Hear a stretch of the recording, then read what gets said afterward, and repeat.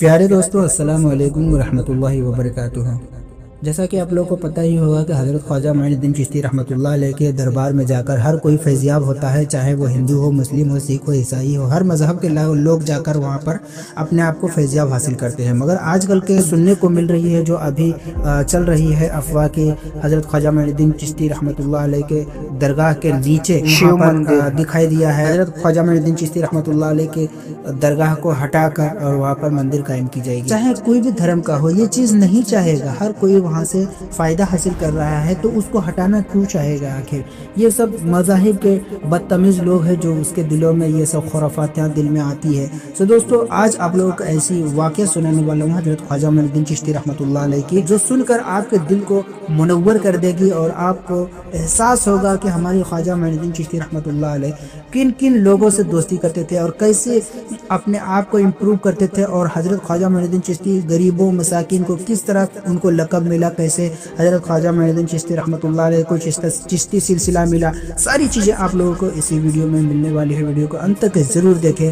سو دوستو، آپ لوگ ہمارے چینل کو ابھی تک سبسکرائب نہیں کیا تو سبسکرائب ضرور کیجیے گا۔ دنیا کے مختلف حصوں میں ایسے عظیم انسانوں نے جنم لیا جنہوں نے اپنی زندگی کے ذریعے محبت اور امن، خدمت خلق کا درس دیا۔ برصغیر کے تاریخ میں ایسی ہی ایک شخصیت ہے حضرت خواجہ معین الدین چشتی اجمیری رحمۃ اللہ علیہ، جنہیں عوام محبت سے غریب نواز کہتے ہیں۔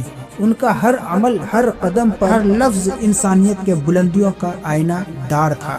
حضرت خواجہ معین الدین چشتی رحمۃ اللہ علیہ 1142 عیسوی میں سیستان، موجودہ ایران میں ایک معزز اور نیک خاندان میں پیدا ہوئے۔ آپ کے والد خواجہ غیاث الدین تاجر اور دیندار شخصیت تھے، جبکہ آپ کے والدہ محترمہ عارفہ اور صابرہ خاتون تھی، جنہوں نے آپ کے دل میں ابتدا ہی سے تقوی، علم اور عشق الہی کا بیج بو دیا تھا۔ بچپن میں ہی والدین کے سایہ عاطفت سے محرومی آپ کے لیے ایک آزمائش تھی، لیکن اس نے آپ کے دل کو مزید مضبوط اور اللہ کی طرف مائل کر دیا۔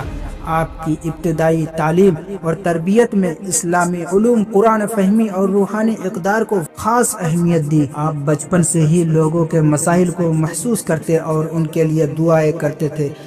والدین کے انتقال کے بعد آپ نے اپنی میراث کو خیرات کر دیا اور علم کے سفر پر نکل کھڑے ہوئے۔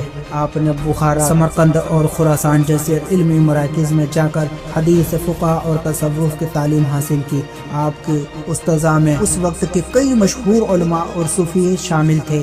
تعلیم کے دوران آپ کے اندر یہ احساس شدت اختیار کر گیا کہ علم محض کتابوں تک محدود نہیں، بلکہ اس کا مقصد دل کو پاک کرنا اور خلق خدا کی خدمت کرنا ہے۔ یہی جذبہ آپ کو علم زندگی کی طرف لے آیا۔ آپ نے اپنے روحانی پیاس کو بجھانے کے لیے مرشد کی تلاش شروع کی۔ طویل سفر کے بعد نیشاپور پہنچے، جہاں آپ کو حضرت خواجہ عثمان ہارونی جیسے عظیم صوفی بزرگ کی شاگردی نصیب ہوئی۔ حضرت خواجہ عثمان نے آپ کو تصوف کے تمام راز اور اسرار سکھائے۔ ایک بار حضرت عثمان ہارونی نے آپ سے سوال کیا، معین الدین، تمہاری زندگی کا مقصد کیا ہے؟ آپ نے جواب دیا، میری زندگی کا مقصد اللہ کی رضا حاصل کرنا اور انسانیت کی خدمت کرنا ہے۔ یہ سن کر حضرت عثمان مسکرا دیے اور فرمایا، پھر تمہیں چشتی سلسلے کا امین بنایا جاتا ہے۔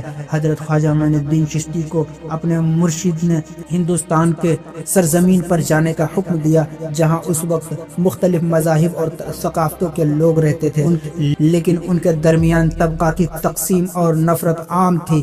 آپ نے 1191 عیسوی میں اجمیر کا رخ کیا اور وہاں محبت اور خدمت کا پیغام عام کرنا شروع کیا۔ اجمیر پہنچ کر آپ نے اپنے زندگی کے مشن کا آغاز دیا۔ آپ کے معمولات میں لوگوں کی مشکلات کو سننا، ان کے دکھوں کو بانٹنا اور ان کی زندگیوں میں روشنی پھیلانا شامل تھا۔ آپ کے پاس نہ صرف مسلمان بلکہ ہندو، سکھ اور دیگر مذاہب کے لوگ بھی آتے۔ آپ ان کے مسائل کا حل فراہم کر کے دیتے تھے۔ آپ کے دربار پر کوئی بھی بھوکا نہیں لوٹتا تھا۔ آپ نے ایک لنگر کا آغاز کیا جہاں روزانہ ہزاروں لوگ کھانے سے فیض یاب ہوتے۔ اس عمل کے پیچھے آپ کے یہ نیت تھی کہ کوئی بھی انسان، خواہ کسی بھی مذہب یا فرقے سے ہو، بھوکے سے نہ مرے۔ اجمیر میں قیام کے دوران کئی ایسے واقعات پیش آئے جو آپ کی روحانی طاقت اور انسانیت کے لیے محبت کا عملی مظہر بن گئے۔ ایک دفعہ ایک بیوہ عورت آپ کے پاس آئے اور کہا خواجہ صاحب میرے بچے بھوک سے مر رہے ہیں، میرے پاس کچھ بھی نہیں۔ آپ نے اس عورت کو تسلی دی، اپنی جیب سے کچھ سکے نکالے اور اپنے مریدوں کو حکم دیا کہ فوراً اس عورت کے لیے کھانے کا انتظام کرے۔ اس عورت کی آنکھوں میں آنسو آ گئے اور اس نے کہا آپ واقعی غریب نواز ہیں۔ ایک بار اجمیر میں قحط سالی کا دور آیا، لوگ بھوک سے تڑپ رہے تھے اور پانی کے کمی نے حالات کو مزید بگاڑ دیا۔ حضرت خواجہ معین الدین چشتی رحمۃ اللہ علیہ نے نہ صرف اپنے تمام جمع پونجی کو لوگوں کے خدمت کے لیے وقف کر دی بلکہ دوسروں کو بھی اس کا خیر میں شامل ہونے کی دعوت دی۔ آپ خود اپنے نگرانی میں کھانے پانی کی تقسیم کرتے تھے۔